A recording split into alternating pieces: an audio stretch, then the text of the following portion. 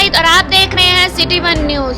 खबर शामिल करते हैं शोरकोट से, जहां एमपीएम मियां मोहम्मद आसिफ काठिया ने 42 साल कबल गला मंडी शोरकोट का मंसूबा जो कि तस्वीर का शिकार था, इसका इफ्तिताह कर दिया और ताजरों में प्लाटों के अलाटमेंट्स की फाइलें तकसीम की। तफसीलात के मुताबिक शोरकोट में 42 साल कबल गला मंडी का मंसूबा तैयार किया गया था जो कि खंडर का मंजर पेश कर रहा था।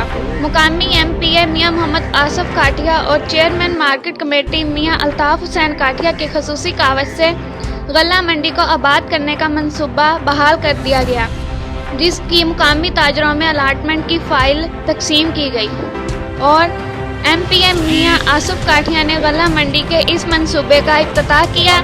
इस मौका पर ताजरों की बड़ी तादाद मौजूद थी।